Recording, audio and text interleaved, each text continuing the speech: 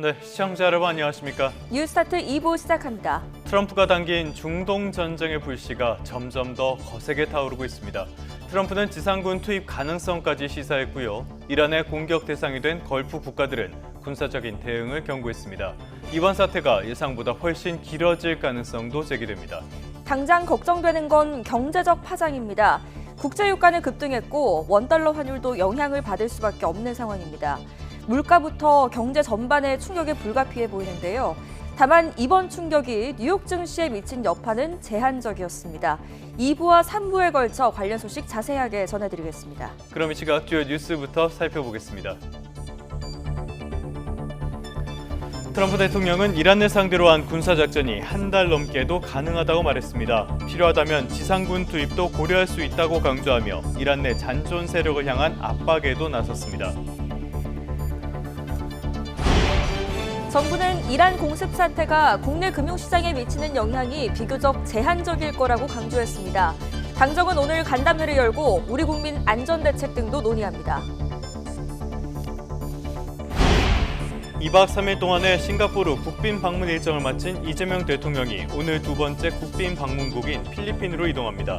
청와대는 한국과 필리핀의 정상회담을 통해 방산 등에서 양국이 실질 협력을 강화할 것으로 기대하고 있습니다. 1억 원 공천 헌금 의혹을 받는 무소속 강선우 의원과 김경전 서울시 의원의 구속 전 피의자 신문이 오늘 열립니다. 의혹이 제기된 지 2달여 만인데 이르면 오늘 구속 여부가 결정됩니다. 어제 전국적으로 내린 눈비는 대부분 오늘 새벽에 그치겠습니다. 다만 강원 산간은 대설 경보가 유지되고 많은 곳은 40cm 이상의 폭설이 내릴 전망입니다. 네, 중동 사태부터 살펴보겠습니다. 트럼프가 이란을 상대로 한 군사작전이 한 달 넘게도 가능하다며 필요하다면 지상군 투입할 수 있다는 가능성까지 내비쳤습니다. 중동 긴장 고조로 국제유가는 급등했지만 이란 공습 이후 첫 거래일을 맞은 뉴욕 증시는 약보합세를 보였습니다. 워싱턴 연결합니다. 신윤정 특파원. 네, 워싱턴입니다. 네, 트럼프가 이란 공격 시작 뒤에 공개석상에 처음으로 나왔는데요. 이란 전쟁 상황을 어떻게 설명했습니까? 네, 트럼프 대통령은 이란에 대한 공격을 개시한 지 사흘째인 현지 시간 2일 백악관에서 열린 명예훈장 수여식에서 이란 공격 상황부터 설명했습니다. 미국은 세계에서 가장 강력한 군대를 보유하고 있고 쉽게 승리할 것이라면서 이미 원래 예상한 시간표보다 상당히 앞서 있다고 말했습니다. 그러면서 시간이 얼마나 걸리든 끝까지 해낼 것이라며 당초 예상했던 4에서 5주보다 더 오래 공격을 이어갈 능력이 있다고 강조했습니다. 트럼프 대통령 발언 들어보겠습니다. But whatever the time is, it's okay. Whatever it takes, we will always, and we have right from the beginning, we projected 4 to 5 weeks, but we have capability to go far longer than that. We'll do it. Whatever. Quickly after that, he'll get bored. I don't get bored. 트럼프 대통령은 또 상황에 따라 이란에 지상군을 투입할 수 있다는 원칙을 피력했습니다. 트럼프 대통령은 언론 인터뷰에서 다른 대통령들은 지상군 투입은 없을 것이라고 말해왔지만 나는 지상군에 관한 울렁증은 없다며 필요하다면 보낼 수 있다고 말한다고 설명했습니다. 필요 없을 수도 있지만 필요하면 금기시되어 온 지상군 투입도 할 거라며 이란 내 잔존 세력을 향한 항복, 압박에 나선 것으로 해석됩니다. 또 다른 인터뷰에서는 큰 파도는 아직 일어나지도 않았다며 더 큰 것이 곧 다가온다. 이렇게 이란에 대한 추가 대규모 공격 가능성을 경고했습니다. 네, 미군은 이란 군사작전 이후에 처음으로 초기 군사작전 상황 브리핑에 나섰는데 전쟁이 장기간 이어지지는 않을 것이다 이렇게 밝혔죠. 네, 피트 헤그세스 미 국방부 장관은 댄 케인 합참 의장과 함께 브리핑을 열고 이건 이라크가 아니다, 끝없는 전쟁이 아니다라고 말했습니다. 이란에서 전개 중인 군사작전은 이란의 미사일과 핵무기 파괴, 해군 파괴처럼 목표가 명확하다고 말했습니다. 과거 이라크 전쟁처럼 초장기전을 치를 생각은 없다는 점을 분명히 한 겁니다. 헤그세스 장관의 발언도 잠시 들어보겠습니다. This is not Iraq. This is not endless. I was there for both. Our generation knows better, and so does this president. He called the last 20 years of nation-building wars dumb. 헤그세스 장관은 현재 이란에 미 지상군이 배치됐느냐는 질문에 아니라면서도 향후 계획에 대해서는 논쟁하지 않겠다고 말을 아꼈습니다. 이날 브리핑에서는 장대한 분노로 명명된 이란 군사작전 초기 상황도 구체적으로 확인됐는데요. 트럼프 대통령의 작전 승인은 동시다발적 공습 개시 9시간 반쯤 전인 미 동부 시간 지난달 27일 오후 3시 38분에 떨어졌습니다.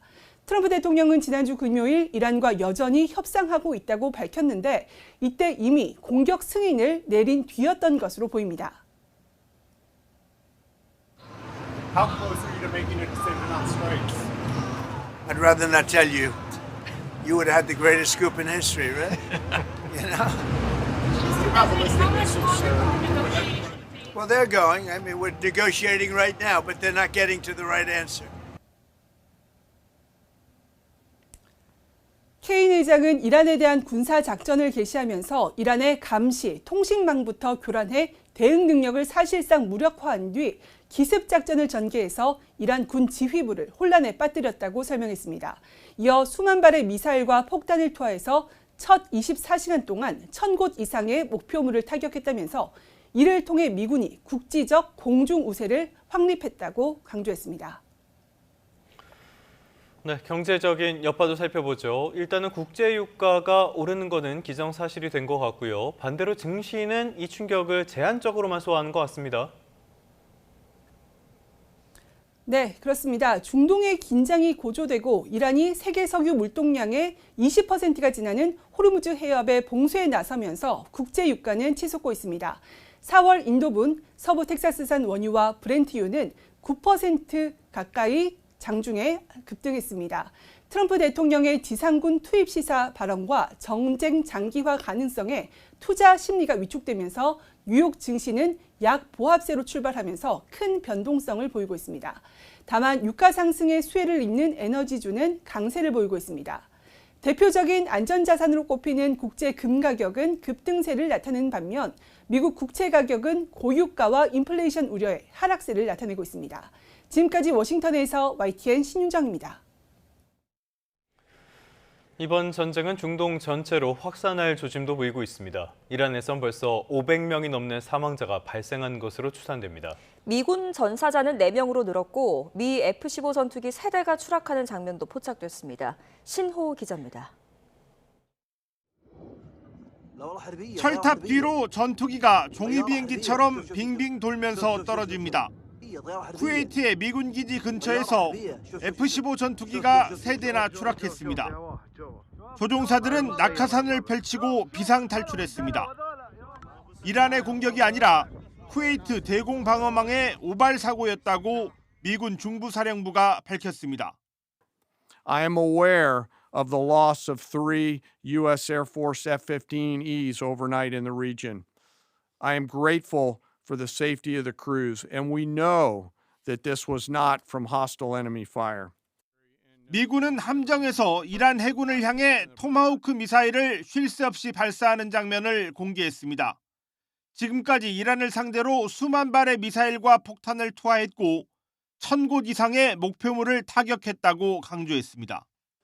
America, regardless of what so-called international institutions say, is unleashing the most lethal and precise air power campaign in history. 이란 혁명 수비대도 보복 공격으로 중동에서 500개 목표물을 타격했다면서 결사항전 의지를 다지고 있습니다. برای اینکه اراده نیروهای مسلح و اراده ملت رو بشکنیم. لذا ما باید آشورایی امروز بجنگیم و با اراده بسیار قوی‌تر بجنگیم.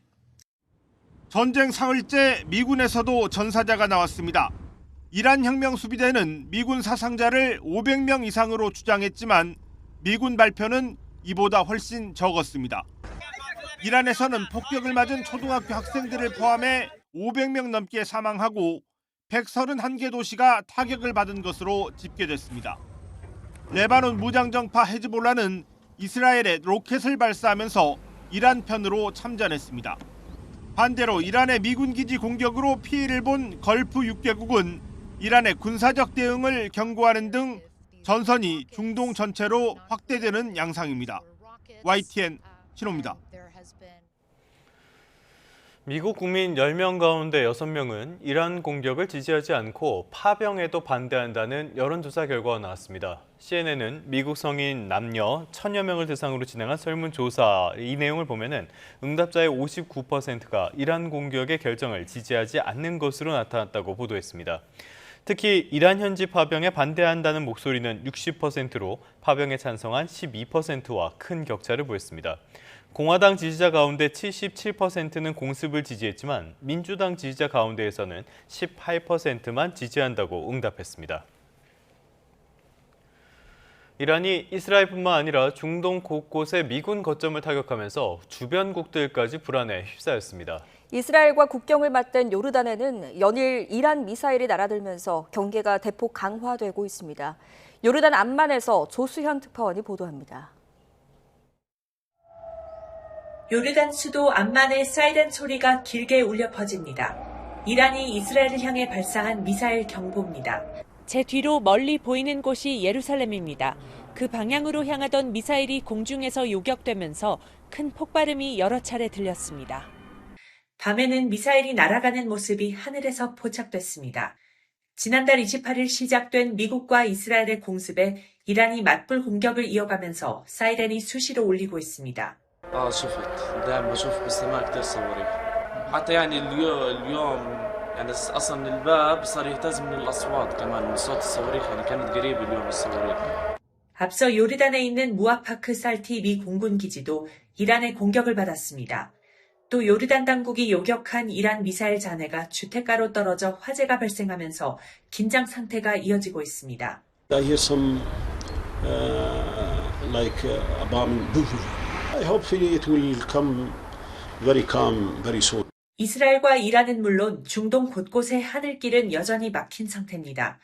YTN 취재진은 한 차례 결함 후 대체 항공편으로 이집트를 통한 우회 항로로 요르단에 입국했지만 그 이후 암만을 출발하거나 암만으로 향하는 항공편은 대부분 취소됐습니다.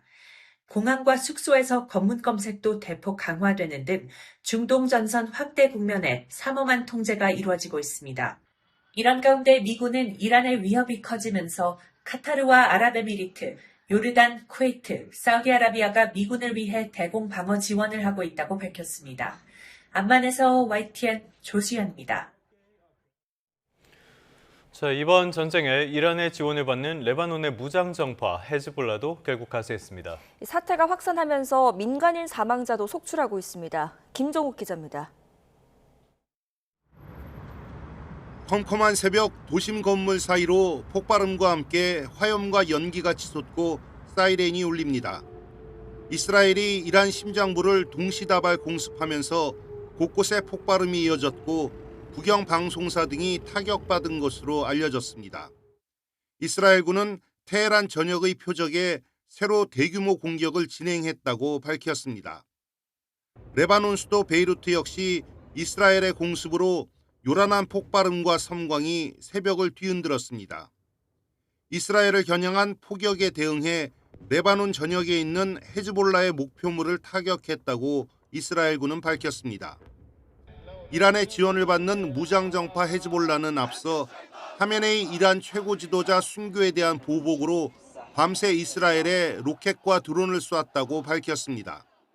نحن أمام خطر كبير على الأمن والسلم الدوليين ليس فقط على إيران أو على المنطقة نحن أمام تهديد فعلي لحرب عالمية ثالثة. 공격과 보복의 악순환에 민간인 피해도 늘고 있습니다. 이란의 한 여자 초등학교는 수업 중 공습을 받아 많은 어린이가 목숨을 잃으면서 부모들의 오열로 뒤덮였습니다. 민간인 피해는 주변 다른 나라에서도 나오고 있습니다. 이란이 두바이와 도하 등 미군 기지가 있는 나라의 주요 도시를 공격하는 과정에서 공항과 호텔, 아파트까지 타격받은 겁니다. 걸프 6개국이 이란의 공격으로 폭넓은 피해가 나고 있다며 군사 대응 가능성까지 경고하자 이란은 민간 피해는 고의가 아니라고 해명했습니다. YTN 김종욱입니다. 이란산 원유를 헐값에 수입해왔던 중국은 미국 주도의 이번 공격을 국제법 위반으로 규정했습니다. 관영 매체를 통해선 주권 국가의 지도자를 살해하고 성과로 자랑한다며 맹비난했습니다. 베이징 강정규 특파원입니다. 중국 관영 CCTV는 이란 공습 직후 중동 특파원들을 총동원해 교전 상황을 실시간으로 전했습니다. 테헤란에 있는 건물 옥상에서 현지 소식을 전하는 순간에도 폭발이 일어납니다. 我们是可以听到在我们的天空中有战斗机盘旋的声音。刚刚我们听到了现在可以看到吧，有一声巨大的爆炸。 이란의 반격 표적인 예루살렘에선 방송 중에 공습 경보가 울리자 서둘러 방탄모를 착용합니다. 我这里可以听得很清楚，2声爆炸声音刚刚就是那个方向，那很可能又是以色列对伊朗方面这个来袭的导弹。 영문 선전 매체 글로벌 타임스는 사설을 통해 미국과 이스라엘의 침략 행위를 맹비난했습니다. 주권 국가의 지도자를 살해하고 정권 교체를 선동하면서 성과처럼 자랑했다는 겁니다. 이란산 원유의 80% 이상을 수입하는 중국 당국도 이번 공격을 국제법 위반으로 규정했습니다. 美国和以色列未经安理会授权对伊朗发动军事打击，违反国际法。中方对战事外溢波及周边国家深表关切。 앞서 중국과 러시아 외교수장의 긴급 통화에서도 용납할 수 없는 행위라고 한 목소리를 냈습니다. 이란은 두 나라가 주도하는 상하이 협력기구 SCO와 브릭스의 주요 회원국입니다. 중동 지역 반미 진영의 교두보인 이란 정권이 무너질 경우 양국의 전략적 입지도 크게 흔들리게 됩니다. 안보 협력 중심의 베이징 SCO 사무국이 조기를 내걸고 주요 인사와 민간인 사망에 조전을 보낸 이유입니다. 베이징에서 YTN 강정규입니다. 일본 정부는 미국과 이스라엘의 공습에 대한 평가를 자제하면서도 이란의 핵 개발 반대를 강조했습니다. 다카이치 사나의 일본 총리는 어제 중의원 예산위원회에서 중동 정세 관련 질의에 이란의 핵무기 개발은 절대 용납돼서는 안 된다는 게 일본의 일관된 입장이라고 말했습니다. 미국과 이스라엘의 이란 공격에 대해서는 상세한 정보를 갖고 있지 않아서 법적 평가를 하는 건 삼가겠다며 신중한 태도를 보였습니다. 청와대는 이란 사태가 남북 관계에 미칠 영향과 관련해 북한이 미국을 규탄하는 외무성 명의의 1차 성명을 냈지만 더 주시해야 한다는 취지로 설명했습니다.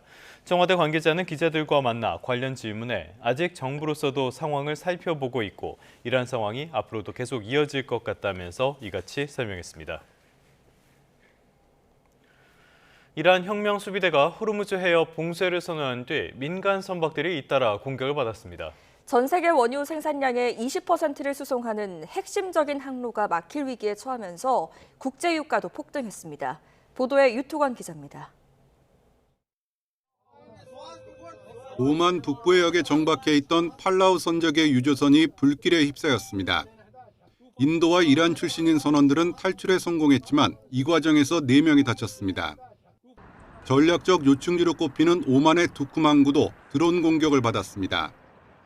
오만은 미국과 이란의 핵 협상을 중지하며 중립적 태도를 유지했지만 전쟁의 불길을 피해가지 못했습니다.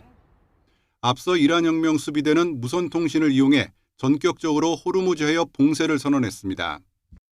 From now on, all navigating through the Strait of Hormuz is forbidden. 인근의 유조선 한쪽도 미확인 발사체에 피격돼 기관실이 폭발하면서 선원 1명이 숨진 것으로 보고됐습니다. 호르무즈 해협으로 좀 더 깊숙이 들어간 아랍에미리트 해역에서도 선박 2척을 겨냥한 공격이 있었습니다. 현재 유조선 대부분은 예정된 항해를 중단하고 해협 양쪽에 정박해 있습니다. 이에 따라 많게는 하루 1,500만 배럴의 원유 공급이 차질을 빚게 됐습니다. 미국과 이스라엘의 공습 이후 처음으로 열린 원유 시장에서 국제유가는 10% 안팎의 폭등세를 보였습니다.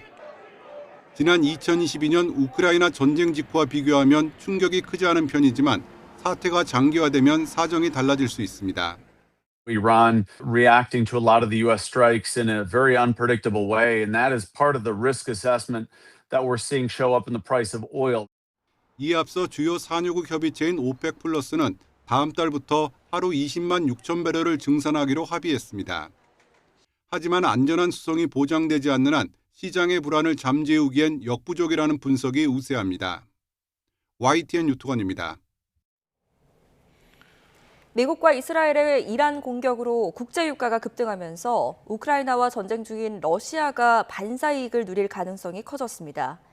중동산 원유 수송로인 호르무즈 해협이 전면 봉쇄된다면 중국과 인도 등 우호국을 중심으로 러시아산 원유 수입을 더 늘릴 것으로 업계는 보고 있습니다. 중동 정세 불안으로 천연가스 가격도 급등하며 우크라이나 전쟁 발발 이후 러시아산 원유 수입을 거의 끊은 유럽은 다시 에너지 위기를 맞을 수도 있습니다. 이렇게 호르무즈 해협 봉쇄에 따른 비용 증가, 물류 피해, 물류 마비에 대한 공포가 커지고 있습니다. 사태가 장기화한다면 국내 경제에 큰 타격이 우려되는 가운데 정부는 상황별 계획을 가동해 대응할 방침입니다. 차유정 기자입니다. 전쟁이 격화하면서 전 세계 핵심 해상 수송로인 호르무즈 해협 인근을 지나는 선박들은 당장 통행에 위협받는 것으로 전해지고 있습니다. 중국 선박이나 이란 선박을 제외하고는 통항하기가 굉장히 어렵고요. 지금 올스톱 됐죠. 들어가는 배는 들어가는 선박대로 지금 밖에서 대기하고 있고요. 선박을 운용하는 국내 해운사들은 당장 대체 항로 확보에 나서는 등 비상이 걸렸습니다. 봉쇄가 장기화할 경우 큰 문제인데 추가 물류비와 보험료가 급등해 상당한 비용 부담이 예상됩니다. 우회 항로를 이용할 경우 해상 운임이 최대 80% 상승할 거라는 전망도 나왔습니다. 정유업계도 수익 악화 가능성을 주시하고 있습니다. 현재 수입 중동산 원유의 95%를 호르무즈 해협을 통해 가져오는데 7개월분에 해당하는 비축유가 있어 단기 충격은 흡수 가능한 하지만 역시 변수는 봉쇄 장기화입니다. 고환율까지 겹치면 원가 부담이 더욱 커지며 고유가로 글로벌 석유 수요도 위축돼 업계에 상당한 부담이 예상됩니다. 항공사들 역시 비용 가운데 상당 부분을 차지하는 항공유 급등을 우려하며 사태를 주시하는 상황. 유가 급등은 정유, 석유화학 같은 원유 의존도가 높은 업종의 원가를 자극할 뿐 아니라 운송, 에너지 비용을 올려 제조업 전반의 부담으로 이어질 수밖에 없습니다. 유가가 올라가게 되면은 흔히 말해서 공급 가격이 전반적으로 올라가기 때문에 전반적으로 물가 상승이라든지 경기 위축에 부정적인 영향을 준다라고 보시면 될 것 같고요. 경제계 우려가 커지는 가운데 정부는 사태를 면밀히 지켜보며 상황별 대응 계획을 가동한다는 방침입니다. YTN 차유정입니다. 우리 경제, 또 특히 우리 금융시장을 둘러싼 불확실성도 커지고 있습니다. 원달러 환율이 다시 급등할 것이라는 우려가 나오는데요. 우리 증시가 대외 악재를 버텨낼지도 관심입니다. 손효정 기자입니다. 미국, 이스라엘의 공습 이후 이란이 맞대응에 나서며 전황이 확대되자 환율이 다시 출렁일 거란 관측이 나오고 있습니다. 전쟁 위험이 커질수록 안전자산 선호가 커지면서 달러화는 강세를 보이고 원화 가치는 떨어질 수 있기 때문입니다. 지난해 말 1,400원 후반까지 올랐던 환율은 최근에는 1,420원대로 내려오며 비교적 안정적인 흐름을 보였습니다. 하지만 이란 사태가 장기화한다면 1,500원, 현지 원유 시설이 공격을 받을 경우 1,500원 중반까지 치솟을 거란 전망이 나왔습니다. 지금 정부가 간신히 우리나라 환율을 1,400원대 중반에서 아슬아슬 잡고 있는데 중동 사태가 이어지면 1,500원 붕괴도 시간 문제일 수가 있다. 사흘 동안 쉬어갔던 우리 증시도 개장을 앞두고 긴장감이 높아졌습니다. 코스피는 최근 6,000선을 돌파하며 고공행진하고 있지만 단기간 급등에 따른 과열 우려도 함께 커진 상황입니다. 이미 외국인 투자자들이 하루 최대 7조 원을 순매도하며 차익 실현에 나선 가운데 위험 회피 심리가 강해질 경우 상승세가 꺾일 수 있다는 분석이 나오고 있습니다. 하루 먼저 문을 연 다른 아시아 증시도 장 초반 약세를 면치 못했습니다. 시장의 불안은 이란의 대응 수위에 따라 충돌이 얼마나 오래, 어느 강도로 이어지느냐에 좌우될 전망입니다. 정유시설이나 이런 것들을 건드리기 시작하면 사실은 이 확전은 생각보다 굉장히 크게 될 수도 있고 전 세계 금융시장, 실물경제, 원유 가격 이런 것들에 엄청난 영향을 줄 수밖에 없기 때문에 지정학적 위기가 급격히 높아진 가운데 금융당국은 시장이 불안한 모습을 보일 경우 100조 원 규모의 시장 안정 프로그램을 신속히 가동할 방침입니다. YTN 손유정입니다. 이렇게 중동 상황이 나빠지면서 하늘길도 곳곳이 막힌 상태입니다. 특히 두바이 공항과 같은 허브 공항이 마비되면서 귀국길에 오른 우리 국민의 발이 묶이는 일도 늘고 있습니다. 홍성기 기자가 취재했습니다. 이란의 드론 공격을 받은 두바이 국제공항은 항공기 운항이 무기한 전면 중단됐습니다. 반격에 나선 이란이 두바이 등 중동 주요 공항을 공격하면서 폐쇄되는 공항이 늘고 있는 겁니다. 특히 중동 지역 허브 공항들이 폐쇄되면서 한국행 비행기를 타려는 우리 국민도 귀국에 차질을 빚는 것으로 전해졌습니다. 민주당 김영배 의원은 두바이 공항이 폐쇄되면서 우리 국민 40명의 발이 묶였다는 제보를 받았다면서 정부의 대책 마련을 촉구하기도 했습니다. 김민석 국무총리는 우리 국민 안전 확보와 함께 필요한 경우 수송작전도 마련하라고 주문했습니다. 항공편 취소 때문에 현지에 체류 중인 우리 국민들의 안전에 대한 우려가 큽니다. 1:1 안전 확인 및 귀국 안내에 만전을 기하고 만일의 사태에 대비한 수송작전도 빈틈없이 준비해 주시기 바랍니다. 외교부는 일단 발이 묶인 우리 국민을 대상으로 현지 공항과 항공편 운항 상황을 안내하고 있습니다. 항공편 같은 경우에는 시시각각 상황이 변하고 있기 때문에 어디가 막혔다, 어디가 뚫렸다 이것은 실시간으로 저희가 파악을 해서 제공을 하고 있습니다. 정부는 중동 상황이 점점 악화함에 따라 아랍에미리트 연합과 요르단을 비롯해 사우디와 카타르, 그리고 바레인과 오만, 쿠웨이트 등 7개 나라에 특별 여행주의보를 내렸습니다. 외교부는 해당 지역 방문 예정자는 계획을 보류하고 체류 중이라면 안전한 곳으로 이동해달라고 당부했습니다. YTN 홍성기입니다.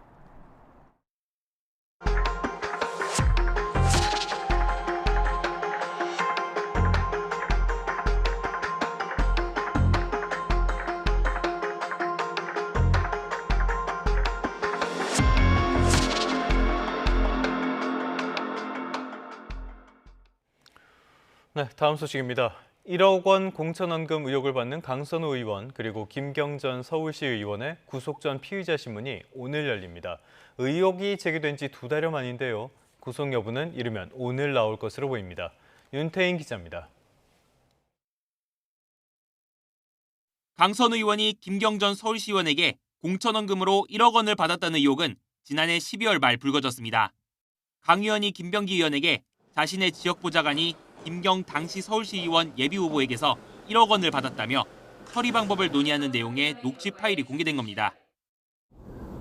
저도 잘 모르세요. 하여튼 돈부터 돌려드리세요. 안 받는 거. 그거는 뭐 의원님이 보셔가지고 지금 보셔가지고 던져놓고 나오든지. 강 의원과 김 전 시의원은 지난 2022년 지방선거를 앞두고 공천을 대가로 1억 원을 주고받은 혐의로 구속갈림길에 섭니다.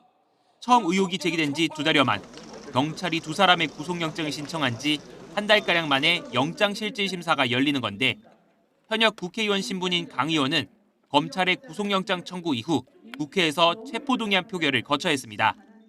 총 투표수 263표 중 가 164표, 부 87표, 기권 3표, 무효 9표로서 가결되었음을 선포합니다.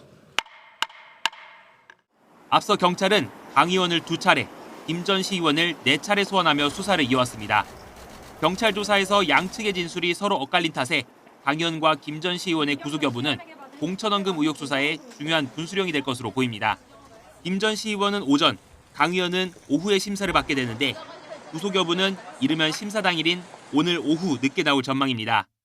YTN 윤태인입니다. 강선우 의원은 돈을 요구한 적이 없고 받은 줄도 몰랐다. 김경전 시의원은 강 의원 측이 먼저 돈을 요구했다. 이렇게 서로 책임을 피하는 진술을 이어오고 있습니다. 경찰은 김 전 시의원이 금품 제공을 제안하자 강 의원이 돈을 받기로 결심했다고 판단했는데요. 법원은 어떻게 볼까요? 정현우 기자입니다.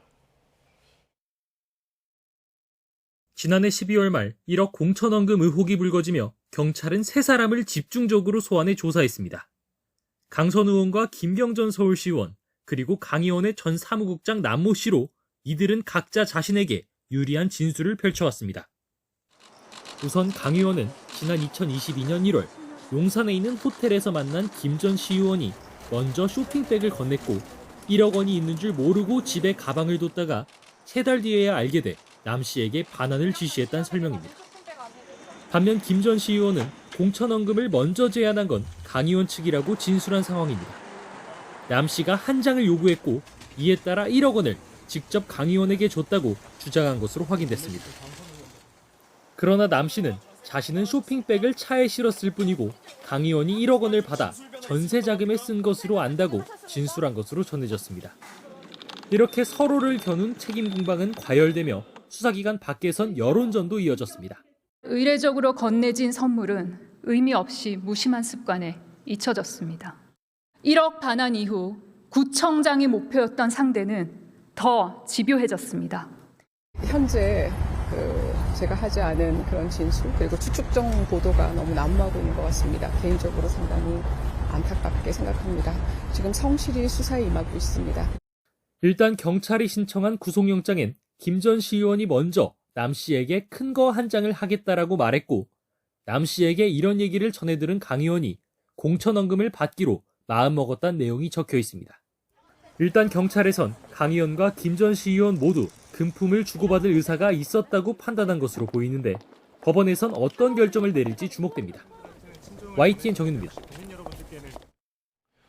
숭실대 편입 특혜 의혹 등을 받는 김병기 의원의 차남에 대한 경찰의 2차 조사가 7시간 만에 끝났습니다. 김 씨는 아버지인 김병기 의원의 개입으로 숭실대 계약학과에 편입하는 과정에 특혜를 받았다는 의혹을 받고 있습니다. 또 가상자산 거래소 빗썸에 채용되는 과정에도 김 의원의 청탁이 있었다는 의혹도 제기됐습니다. 3월의 첫 출근길 서울 등 서쪽 지방은 비가 대부분 그쳤습니다. 동쪽 지방을 중심으로 눈비가 조금 더 이어지겠고요. 특히 강원 산간에는 대설특보가 이어지는 가운데 최고 20cm의 추가 적설이 예상됩니다. 특히 낮까지 습하고 무거운 눈이 강하게 쏟아질 수 있어 주의하셔야겠습니다. 오늘 서쪽 지방부터 하늘이 차차 개겠습니다. 곳에 따라 빙판길과 도로 살얼음이 나타날 수 있겠고요. 영남 해안을 따라서는 바람이 강하게 불겠습니다. 시설물 관리와 안전사고에 각별히 유의하시기 바랍니다. 오늘 아침은 어제보다 쌀쌀한 곳이 많습니다. 현재 서울 기온은 2.2도, 청주 2.9도, 광주 5.8도를 나타내고 있고요. 한낮에는 예년과 비슷하거나 조금 높아 온화하겠습니다. 서울 12도, 대구와 부산 12도까지 올라 일교차가 크게 벌어지겠습니다. 날씨였습니다. 이 시각 주요 뉴스입니다. 트럼프는 이란을 상대로 한 군사작전이 한 달 넘게도 가능하다고 말했습니다. 필요시 지상군 투입도 고려할 수 있다고 말해 이란 내 잔존 세력을 향한 압박에 나섰습니다. 정부는 이란 공습 사태가 국내 금융시장에 미치는 영향이 비교적 제한적일 거라고 강조했습니다. 당정은 오늘 간담회를 열고 우리 국민 안전대책 등도 논의합니다. 1억 원 공천원금 의혹을 받는 강선우 의원과 김경전 서울시 의원의 구속 전 피의자 신문이 오늘 열립니다. 의혹이 제기된 지 2달여 만인데 이르면 오늘 구속 여부가 결정됩니다. 국민의힘은 민주당 주도로 통과된 사법 3법에 대한 대통령 거부권을 요구하면서 오늘부터 장외투쟁에 돌입합니다. 오늘은 국회에서 출발해 청와대까지 사법 악법 철폐 대국민 호소 행진에 나섭니다.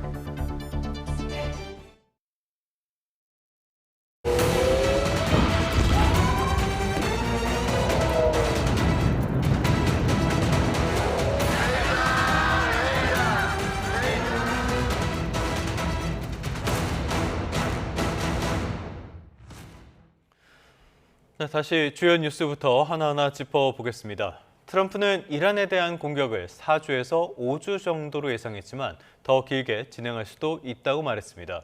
트럼프는 백악관에서 열린 명예훈장 수여식에서 우리는 이미 당초 예상한 시간표보다 상당히 앞서 있다며 이같이 밝혔습니다.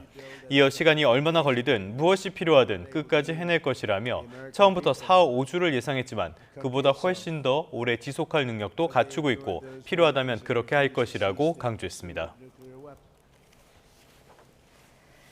또 트럼프 미국 대통령은 필요시 이란의 지상군 투입도 검토하겠다며 이란에 대한 큰 공격은 아직 시작도 안 했다고 밝혔습니다.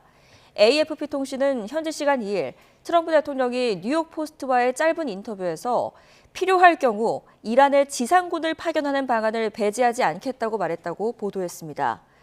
또 다른 인터뷰에서는 이란과의 전쟁에서 큰 파도는 아직 일어나지도 않았다고 밝혔습니다. 트럼프 대통령은 이날 CNN 인터뷰에서 우리는 아직 그들을 강하게 공격하는 걸 시작조차 안 했다며 이같이 말했다고 로이터 통신도 전했습니다. 트럼프는 이란을 향해서 무기를 내려놓지 않으면 확실한 죽음을 맞을 것이라고 경고하기도 했습니다. 이 내용은 트럼프의 목소리로 직접 들어보겠습니다. An Iranian regime armed with long-range missiles and nuclear weapons would be a dire threat to every American. We cannot allow a nation that raises terrorist armies to possess such weapons, would allow them to extort the world to their evil will. Not going to let it happen. I once again urge the Revolutionary Guard, the Iranian military, police, to lay down your arms and receive full immunity or face certain death. It will be certain death. Won't be pretty. 미국은 사흘째 교전 중인 이란을 상대로 수만 발의 미사일과 폭탄을 투하했으며 1,000곳 이상의 목표물을 타격했다고 밝혔습니다. 피트 헤그세스 미 국방부 장관과 댄 케인 합참의장은 현지 시간 2일 국방부 청사에서 진행한 브리핑에서 작전의 초기 성과에 대해 이같이 설명했습니다. 헤그세스 장관은 이번 전쟁의 목표가 이란이 군사력을 대외로 투사하지 못하게 하는 것이라며 이 작전 기간에 대해서도 특정 기간을 제시하지 않을 것이라고 말했습니다. 이란 혁명 수비대는 미국과 이스라엘에 대한 보복 공격으로 지금까지 중동에서 500개 목표물을 타격했다고 발표했습니다. 혁명 수비대는 현지 시간 2일 성명에서 60개의 전략 목표물과 500개의 미국 군사 목표물, 이스라엘 정권의 목표물을 공격했다고 밝혔습니다. 혁명 수비대는 사흘째 이어진 공습에서 700대 이상의 드론과 수백 발의 미사일을 발사했다고도 덧붙였습니다. 이란 정권의 핵심 실세로 꼽히는 최고 국가안보회의 사무총장은 미국의 공격으로 국가적인 단결이 강화될 것이라고 반발했습니다. 역시 직접 들어보시죠. با روش ستمکارانه نسبت به رهبری ایران انجام دادن چنان مردم رو عصبانی میکنه و کرده که هرگز به اون خواسته هاشون نخواهند رسید. تردید نکنید که همبستگی ملت افزون خواهد شد و مردم ایران اجازه تجزیه‌گری نمیدن.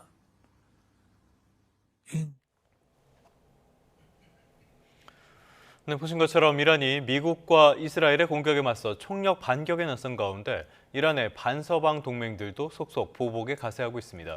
하지만 헤즈볼라와 시리아, 또 후티 등 시아파 벨트의 세력이 많이 약해져서 대대적인 반격은 쉽지 않아 보입니다.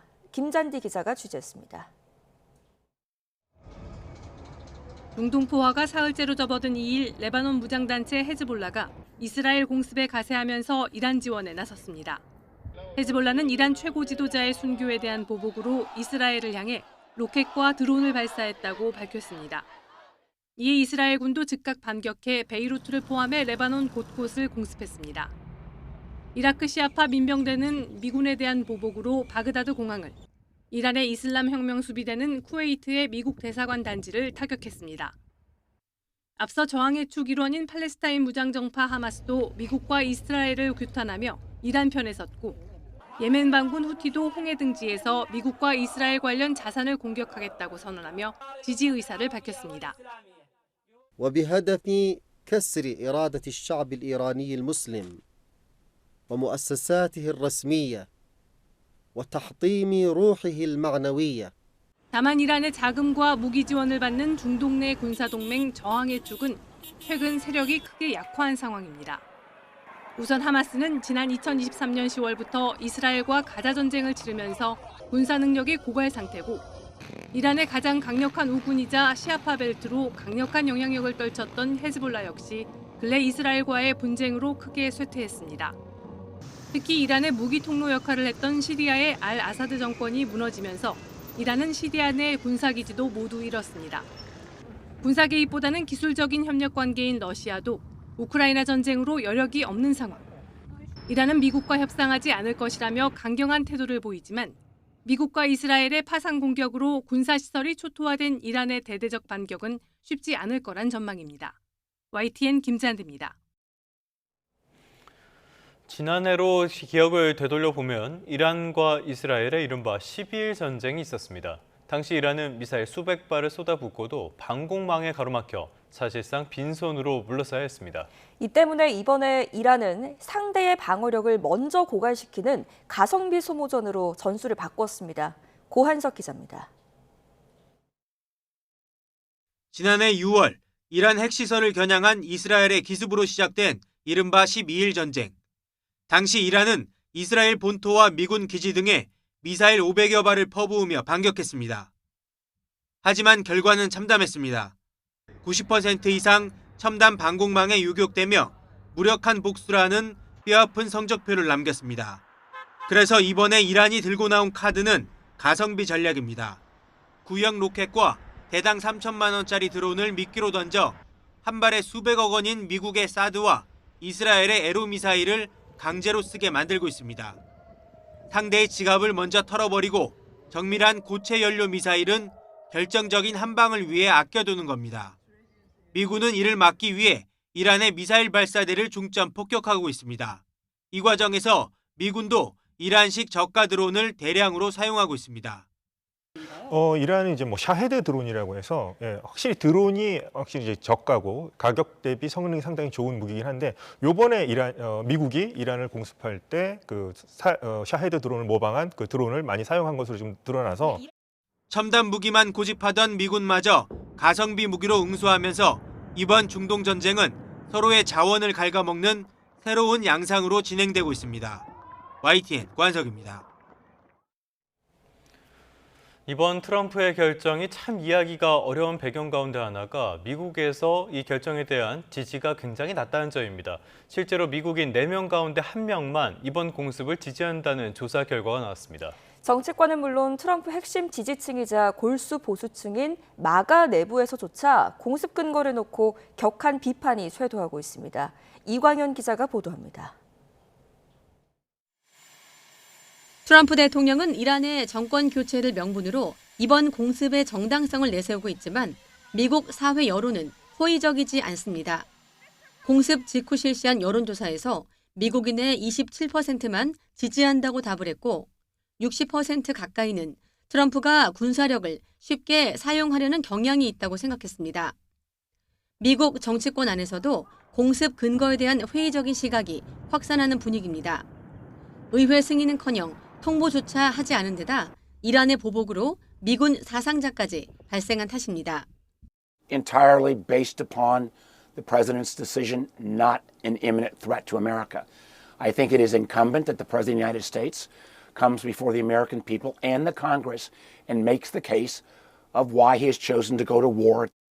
심지어 트럼프 핵심 지지층인 마가 진영에서도 군사 개입을 자제하겠다던 약속을 지키지 않았다며 거칠게 비판하고 있습니다. 방송사 앵커 출신인 보수 논객 터커 칼슨은 역겹고 사악한 행위라고 규탄했고 한때 열혈 지지자였다가 돌아선 마조리 테일러 그린은 트럼프 행정부를 향해 늘 거짓말이었고 미국은 뒷전이었다며 이번엔 최악의 배신이라고 꼬집었습니다. 언론 역시 이전 대통령들과 달리 전쟁 명분을 쌓는데 몇 달의 시간을 두지 않았다며 공습 근거의 의구심을 제기하고 있습니다. 트럼프는 임박한 위협에 대한 선제적 공격이라는 논리를 앞세우고 있지만 미국 안에선 트럼프가 선택한 전쟁이란 여론이 확산하고 있습니다. YTN 이광현입니다. 정부는 미국과 이스라엘의 이란 공습이 금융시장에 미칠 영향이 비교적 제한적이고 국내 원유와 석유 제품 등 비축분도 사태 장기화에 대비돼 있다고 강조했습니다. 이영일 재정경제부 1차관은 정부 서울청사에서 김민석 총리 주재로 열린 중동 상황 점검 긴급 관계부처 회의를 마친 뒤 브리핑에서 이같이 밝혔습니다. 2차관은 합동 비상대응반을 중심으로 국내 금융시장 및 실물 경제 영향을 24시간 모니터링할 계획이라며 이상 징후가 발생하면 상황별 계획에 따라 신속히 대응하겠다고 밝혔습니다. 정부는 미국과 이스라엘의 이란 공습 이후 현재까지 국내 전력 수급에 미치는 영향은 없는 것으로 파악했습니다. 기후에너지환경부는 이호현 2차관을 주재로 한국전력과 전력거래소, 한국수력원자력 등이 참석한 가운데 국내 에너지 상황을 점검하는 회의를 진행했습니다. 기후에너지환경부는 최근 기온 상승으로 전력 수요가 감소했고 유가 상승이 전력 시장에 반영되기까지 3개월에서 6개월 정도의 시차가 있다는 점을 고려할 때 단기적으로 전력 시장에 미치는 영향은 제한적일 것이라고 전망했습니다. 이란 정권이 전 세계 원유 수송량의 약 20%를 담당하는 호르무즈 해협 봉쇄에 나서면서 뉴욕 유가가 급등했습니다. 현지 시간으로 2일 뉴욕 상업거래소에서 4월 인도분 서부 텍사스산 원유는 전장 대비 6.28% 폭등한 배럴당 71.23달러로 거래를 마쳤습니다.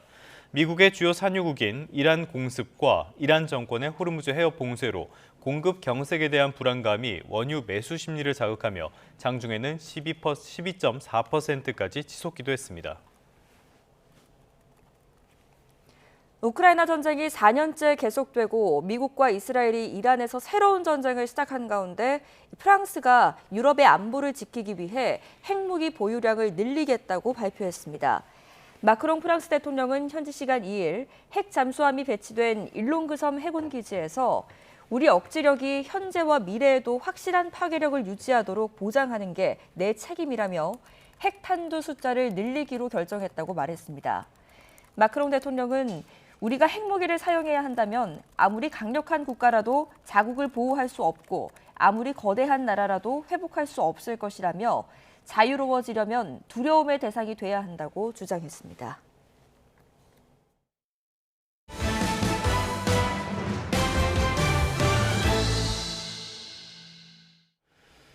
당정은 오늘 미국과 이스라엘의 이란 공습 사태와 관련해 간담회를 진행합니다. 국회 외교통일위원회 소속 더불어민주당 의원들과 외교부는 오늘 오전 8시 반 국회의원회관에서 간담회를 열어 이란 공습 사태와 관련한 국제 정세와 우리 국민의 안전 대책 등을 논의할 계획입니다. 오늘 간담회에는 국회 외통위 여당 간사인 김영배 의원을 비롯해 외교부 담당 국장 등이 참석할 예정입니다. 네, 계속해서 정치권 소식 살펴보겠습니다. 국민의힘이 여당의 사법 3법 처리에 반발하면서 오늘부터 또다시 장외 투쟁 돌입을 선언했습니다. 민주당은 국민의힘의 방해로 인해서 대미투자특별법 등 국회 일정이 줄줄이 영향을 받고 있다면서 협조하지 않으면 중대한 결단을 내리겠다고 경고했습니다. 박정현 기자입니다. 휴일 최고위를 소집한 국민의힘. 본회의를 통과한 법 왜곡죄와 대법관 증언법 등 이른바 사법 3법에 대해 이재명 대통령의 제2요구권 행사를 거듭 요구했습니다. 대통령이 다수당 등 뒤에 숨어 사법 파괴 법안 처리를 부추긴 거라며 최소한 양심이 있다면 마지막 헌법수호 책무를 지키라고 비난했습니다. 2026년 3월 1일은 대한민국 헌정 종말의 날로 기록될 것입니다. 일말의 양심이라도 있다면 3대 악법 모두 거부권을 행사해야 합니다. 사법 3법은 곧 체제 파괴 신호탄이라고 주장하며 국민의힘은 또 한 번 장외투쟁 등 총력전을 준비하고 있습니다. 첫 일정으로 국회부터 청와대까지 도보 행진하며 대통령 거부권 행사를 압박할 계획입니다. 사법 파괴의 악법 철폐를 위한 대국민 호소 도보 행진을 전개할 예정입니다. 많은 국민 여러분들께서도 우리의 도보 투쟁에 함께 해 주시기를 바라겠습니다. 지도부 차원의 국회 보이콧 지침은 없으나 투쟁 기간 상임위 등 일정 진행에 영향이 불가피할 거란 관측이 나옵니다.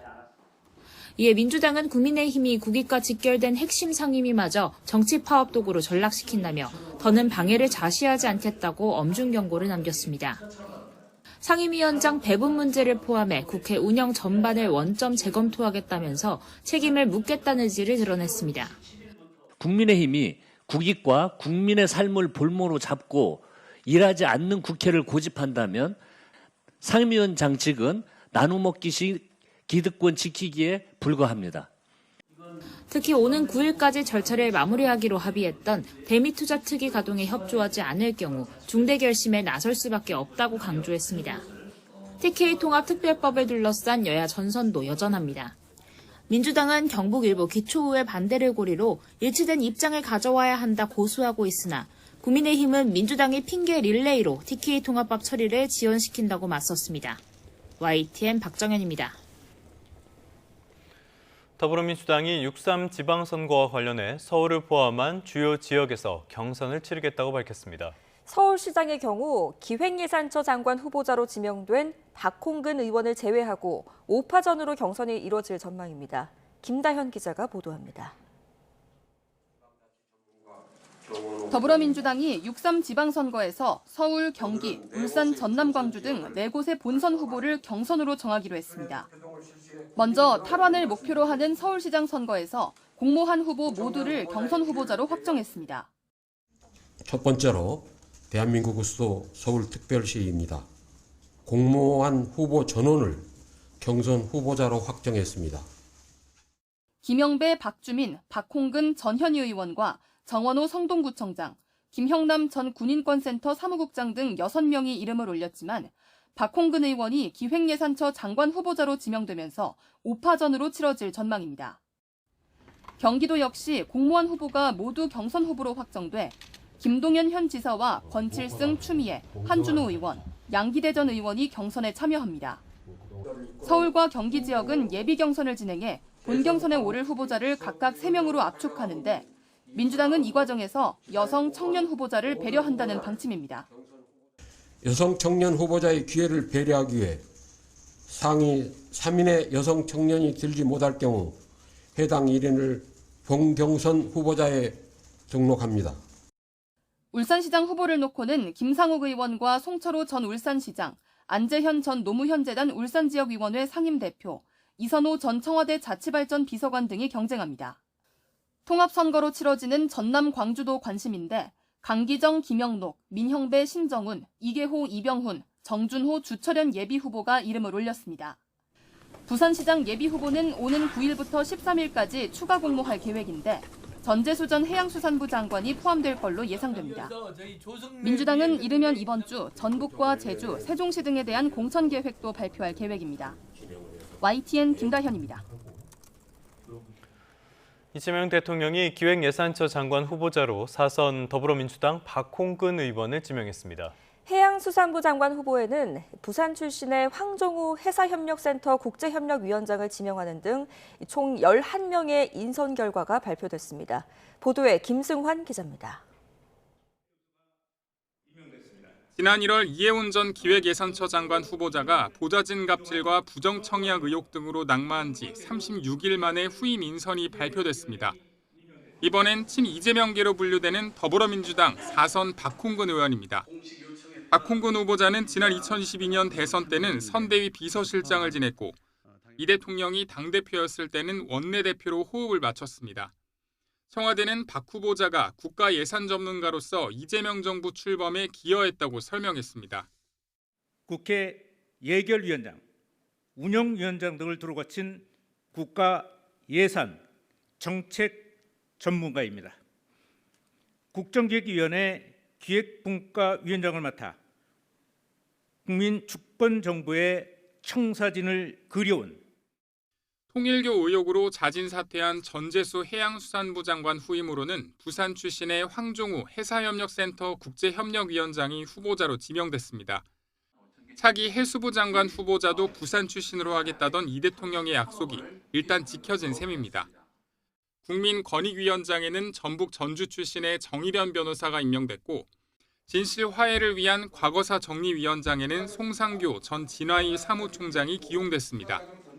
이 대통령은 중앙선관위위원 2명의 후보자로는 윤광일 숙명여대 교수와 전현정 변호사를 각각 지명했습니다.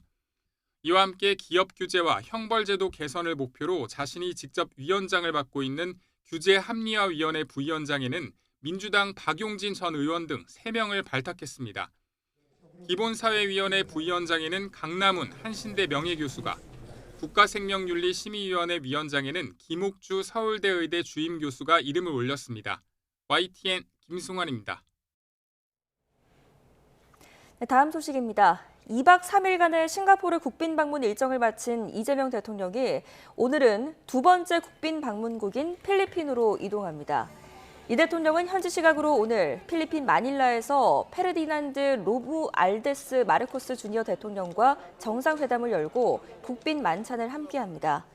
청와대는 양국이 이번 방문을 계기로 방산 등에서 실질 협력을 강화하고 원전과 조선 등 미래 산업 분야의 공조 기반을 다질 것으로 기대하고 있습니다. 트럼프 행정부가 상호 관세 무효 판결 이후에도 강력한 관세 정책 기조를 이어가는 가운데 우리 경제계가 국회에 대미투자특별법 입법을 서둘러 달라고 요청했습니다. 한국경제인협회와 대한상공회의소, 한국경영자총협회 등 경제 6단체는 긴급 호소문을 내고 미국이 기존 관세 정책 방향은 유지하면서 특정 국가와 품목에 선별적인 관세를 부과할 우려가 있다고 지적했습니다. 이에 따라 반도체와 자동차, 의약품 등 국내 주력 산업에 대미 수출이 직접 영향을 받고 산업 경쟁력도 약화할 가능성이 크다고 설명했습니다. 경제 6단체는 특히 대미 투자 특별법 처리가 늦어질수록 대미 협상력은 약해지고 한미 경제 협력의 실익은 실현되기 어려워진다고 지적했습니다. 대미 관세 협상 후속 입법을 논의하는 국회 대미 투자 특별법 처리를 위한 특별위원회가 내일부터 활동을 재개합니다. 특위 위원장인 김상훈 의원은 YTN에 여야 간사 간의 합의에 따라 전체 회의를 열고 소위 심사를 시작해 애초 목표대로 9일까지는 법안을 처리하는 게 목표라고 밝혔습니다. 앞서 특위는 지난달 24일 입법 공청회를 열었지만 민주당이 사법 3법 처리를 예고하면서 법안 상정과 소위 구성 마무리가 불발됐고 이후 이어진 필리버스터로 회의를 열지 못했습니다. 경제 한 줄 뉴스입니다. 미국과 이스라엘의 공습으로 중동 지역의 긴장감이 높아지는 가운데 금융권도 비상체계를 가동하고 우리 기업들을 지원합니다. 지난달 코스피가 사상 처음 6천선을 돌파한 가운데 하루 평균 거래 대금도 처음으로 30조 원을 넘어섰습니다. 지난해 4분기 고소득층이 번 돈 가운데 실제 소비에 쓴 비율이 4년 만에 가장 낮아진 것으로 나타났습니다. 지난해 4분기 4집 가운데 한 집꼴로 처분 가능 소득보다 지출이 더 많은 적자 살림을 한 것으로 나타났습니다. 정부가 전국 농지 소유자를 대상으로 이번 달 중에 사상 첫 전수조사에 나섭니다. 금융당국이 상호금융조합의 부동산 프로젝트 파이낸싱 PF 대출의 한도를 총 대출 대비 20%로 제한하는 건전성 규제를 대폭 강화합니다. 지금까지 경제 한 줄 뉴스였습니다. 네, 다음 소식입니다. 오늘은 숫자 3이 2번 겹치는 이른바 삼겹살 데이입니다. 최근 돼지고기 가격이 가파르게 오르면서 장바구니 부담도 함께 커졌는데요. 대대적인 할인 행사가 열린 전통시장과 대형마트에 시민들의 발길이 이어졌습니다. 이성우 기자입니다. 우산을 든 시민들이 시장 골목을 따라 길게 늘어섰습니다. 비가 내리는 궂은 날씨지만 고기를 사려는 줄은 좀처럼 줄어들 기미를 보이지 않습니다. 충북 청주의 한 전통시장에서 열린 삼겹살 데이 할인 판매장입니다. 평소보다 훨씬 저렴한 가격에 돼지고기를 살 수 있다는 소식에 아침부터 인파가 몰렸습니다. 상태도 괜찮고 그리고 뭐 싱싱하고 좋은 것 같습니다. 요새 삼겹살 되게 비싼데 좀 저렴하게 이렇게 많이 팔았으면 좋겠습니다. 네. 판매대에서는 고기를 포장하기 바쁘고 계산대도 쉴 틈이 없습니다. 이번 행사에서 삼겹살 가격은 2kg에 25,000원 선. 평소보다 절반 가까이 싸다 보니 1인당 구매 물량을 2kg으로 제한했는데도 준비한 물량이 순식간에 동이 날 정도입니다. 삼겹살 데이 때는 우리 돼지고기, 우리 국산 돼지고기 한돈에 소비 촉진을 위해서 소비자한테 50% 가격으로 생산하고 우리 생산자들한테는 판매 촉진 행사를 하기 때문에 할인 열풍은 대형 마트에서도 이어졌습니다. 66코드는 온종일 복새통을 잃었고 유통업계는 삼겹살뿐만 아니라 쌈, 채소까지 묶음 할인까지 나서며 대대적인 물량 공세를 펼쳤습니다. 삼겹살 데이기도 하고요. 요즘 삼겹살 물가가 너무 많이 올라서 좀 사기 부담스러웠는데 마트에서 반값 할인 행사를 한다고 해서 삼겹살을 사러 마트에 왔습니다. 집에 가서 가족들이랑 같이 구워 먹을 생각입니다. 삼겹살 데이 할인 행사에 시민들도 고된 물가 부담을 잠시나마 잊을 수 있었던 하루였습니다. YTN 이성호입니다. 이번 주부터 윤석열 전 대통령의 체포방해 재판 등 내란 관련 사건들의 항소심이 본격적으로 시작됩니다. 내란 전담 재판부가 심리하는 2심에서도 치열한 법적 공방이 벌어질 것으로 보입니다. 안동준 기자입니다. 윤석열 전 대통령의 공수처 체포방해 항소심은 이번 주 첫 공판이 열립니다. 1심 판결이 난 지 약 한 달 반 만입니다. 앞서 1심 재판부는 혐의 대부분을 유죄로 인정하며 징역 5년을 선고했습니다. 주문, 피고인을 징역 5년에 처한다. 특검과 윤 전 대통령 측 모두 법리 오해와 양형 부당을 이유로 항소했습니다. 윤 전 대통령의 체포방해 사건 항소심은 서울고법 내란전담재판부가 심리합니다. 서울고법에 전담재판부가 설치되고 맞는 첫 사건입니다. 한덕수 전 국무총리의 내란 중요 임무 종사 혐의 항소심도 이번 주부터 시작됩니다. 1심 재판부는 국정 2인자로서 책임을 지적하며 한 전 총리에게 구형보다 높은 징역 23년을 선고했습니다. 주문, 피고인을 징역 23년에 처한다. 특검과 한 전 총리 모두 항소했는데 역시 내란 전담 재판부가 심리하게 됩니다. 가장 관심이 큰 윤 전 대통령의 내란 우두머리 사건 항소심 재판은 아직 첫 기일이 정해지지 않았습니다. 다만 내란 재판 항소심은 1심 선고 이후 3개월 안에 끝내야 하는 만큼 곧 본격적인 재판에 돌입할 전망입니다. YTN 안동준입니다. 어제 오후 서울 관악구 일대에 정전이 발생해서 주민과 상인들이 밤늦게까지 불편을 겪었습니다. 또 전국 곳곳에서 비나 눈이 내리면서 교통사고도 발생했습니다. 황보혜경 기자입니다. 골목 일대 가게들이 어둠에 잠겼습니다. 아파트 단지에서도 불빛을 찾아보기 힘듭니다. 어제 오후 5시쯤 서울 봉천동과 신림동 일대 900가구에 전기 공급이 끊겼습니다. 대체 공휴일 특수를 기대했던 상인들은 울상입니다. 펑 소리가 나면서 이제 불꽃이 탁 튀기더라고요. 조명이 다 꺼지니까 제품들을 보여드릴 수도 없고 카드라든지 뭐 이런 게 안 되니까. 새가 고압 설비에 부딪히면서 정전이 발생한 거로 파악됐는데 일부 지역은 4시간이 지나서야 전기 공급이 재개됐습니다. 앞범퍼가 완전히 찌그러진 차량이 서로 엉켜 있습니다. 비에 젖은 도로 곳곳에는 물웅덩이가 생겼습니다. 어젯밤 10시 반쯤 서해안 고속도로에서 승용차 한 대가 빗길에 미끄러져 중앙분리대를 들이받았습니다.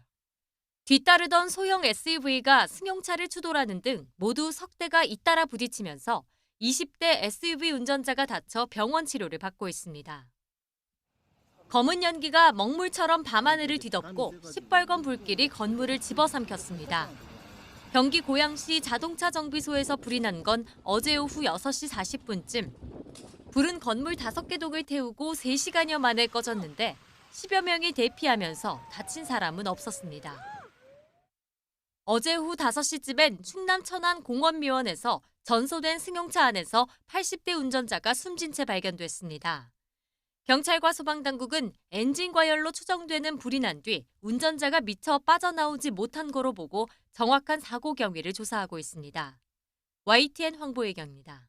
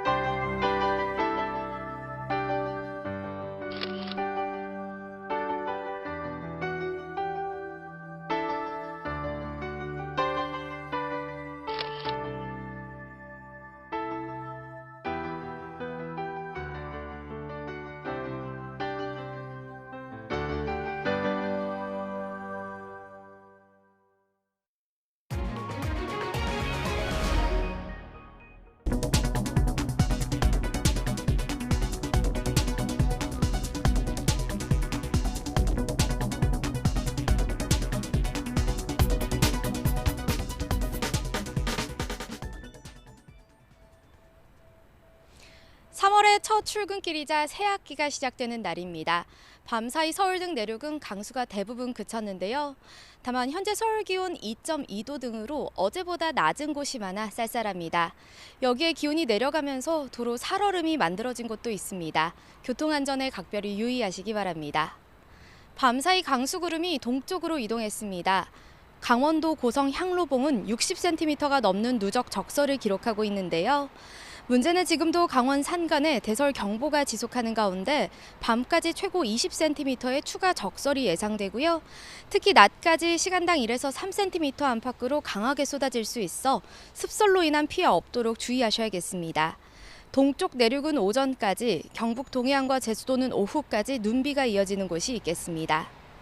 정월 대보름인 오늘 기온의 일교차가 크게 벌어지겠습니다. 우선 현재 서울 기온은 2.2도, 청주와 대전 3도에서 시작하고 있는데요. 한낮에는 서울과 대구 12도, 광주 16도까지 오르는 등 눈이 이어지는 일부 동해안을 제외하고는 예년과 비슷하거나 조금 높아 온화하겠습니다. 금요일에는 또다시 전국에 비나 눈이 내리겠고요. 주말부터는 아침 기온이 영하로 내려가며 꽃샘추위가 찾아올 전망입니다. 오늘 영남 해안을 중심으로는 바람이 강하게 불겠고 해안가를 따라서는 너울성 파도가 높게 일겠습니다. 시설물 관리와 안전사고에 각별히 유의하시기 바랍니다. 지금까지 YTN 원희다입니다.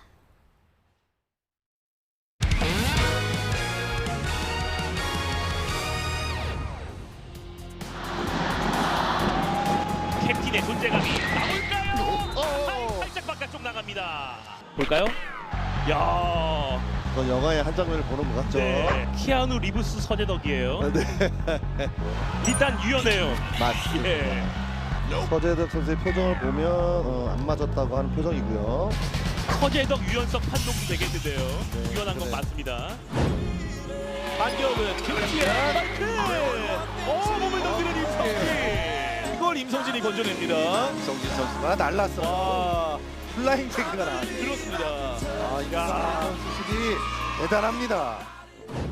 이번에 다시 기강차 모마티그. 자, 지금은요 오른쪽에 있는 모바의 유연성 수비가 됐어요. 정말 스트레칭 하듯이 몸을 지금 기가 막히네요. 모마 선수의 유연성이 정말 엄청났습니다. 그렇습니다.